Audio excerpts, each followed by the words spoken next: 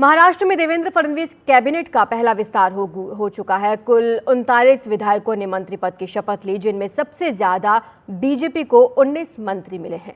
शिवसेना शिंदे गुट से 11 मंत्री बनाए गए हैं और एनसीपी अजीत पवार कोटे से 9 विधायक मंत्री बने हैं।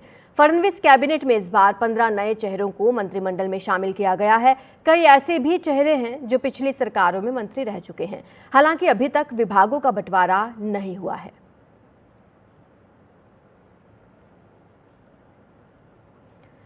चलिए महाराष्ट्र कैबिनेट विस्तार की 6 बड़ी बातों को समझने की कोशिश करते हैं। बीजेपी को सबसे ज्यादा इसमें हिस्सा मिला है। 16 कैबिनेट मंत्री बनाए गए हैं, 3 राज्य मंत्री बनाए गए हैं। पिछली सरकार के 12 मंत्रियों को इस बार जगह नहीं दी गई है। छगन भुजबल, सुधीर मुनगंटीवार, दिलीप वलसे पाटिल को इस बार मंत्रालय में जगह नहीं मिली है। नए पुराने का गणित बिठाने में फडणवीस कामयाब रहे हैं, क्योंकि कई नए चेहरों को भी इस बार जगह दी गई है। कैबिनेट में 4 महिलाएं हैं, पंकजा मुंडे भी शामिल हैं और कैबिनेट में 19 नए चेहरे शामिल किए गए हैं, जिनमें बीजेपी से 9 नए चेहरे शामिल किए गए हैं, शिवसेना से 6 और एनसीपी अजीत पवार गुट से 4 नए चेहरे शामिल हैं। 2.5 साल मंत्री रहेंगे शिवसेना के विधायक और 2.5 साल बाद शिवसेना कोटे के मंत्री बदल दिए जाएंगे।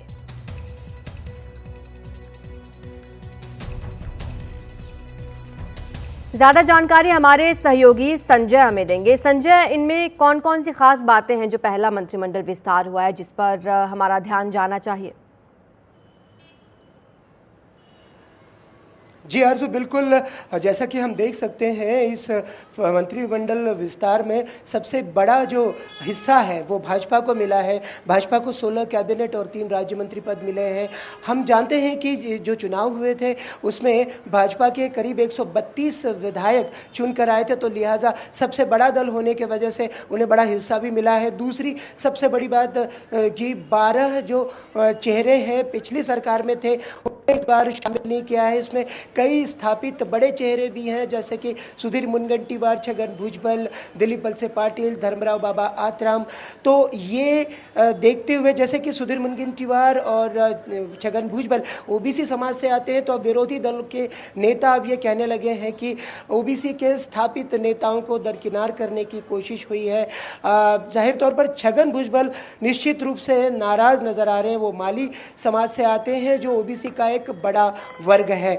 एक और अहम बात ये कि देवेंद्र फडणवीस ने अपने कैबिनेट में नए और पुराने चेहरों का गणित बिठाने में सफलता हासिल की है। ये साफ तौर पर दिख रहा है। जैसा कि अभी आपने बताया, जो 4 महिलाएं हैं जिन्हें इस मंत्रिमंडल में शामिल किया गया, जिसमें पंकजा मुंडे का भी नाम शामिल है। जाहिर तौर पर लाड़की बहन योजना, यानी मध्य प्रदेश की लाडली बहन योजना का जो महाराष्ट्र में एक रूप प्रस्तुत किया गया था, उस वजह से महिलाओं में भारी उत्साह दिखा और इसी योजना को सफल माना जा रहा है और जीत के पीछे का एक महत्वपूर्ण कारण भी।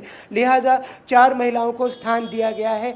5वीं जो सबसे बड़ी बात है, 19 नए चेहरों को इस बार शामिल किया गया है। नए चेहरों का युवा मंत्रिमंडल इसे कह सकते हैं। महाराष्ट्र के इतिहास में अब तक के सबसे युवा जो मंत्रिमंडल रहे उनमें से ये एक मंत्रिमंडल है। भाजपा के 9, शिवसेना के 6 और राष्ट्रवादी के 4 नए विधायक इस बार मंत्री बने हैं। और जो आखिरी सबसे बड़ी बात देखी जा सकती है वो ये कि शिवसेना ने जानकारी के मुताबिक ये लिखवा लिया है, एकनाथ शिंदे ने अपने उन विधायकों से जिन्होंने शपथ ली कि 2.5 साल के बाद उन्हें मंत्री पद छोड़ना है। जाहिर तौर पर जिन्हें मंत्री पद नहीं मिला है, ऐसे विधायकों को खुश करने की कवायद के रूप में इसे देखा जा रहा है।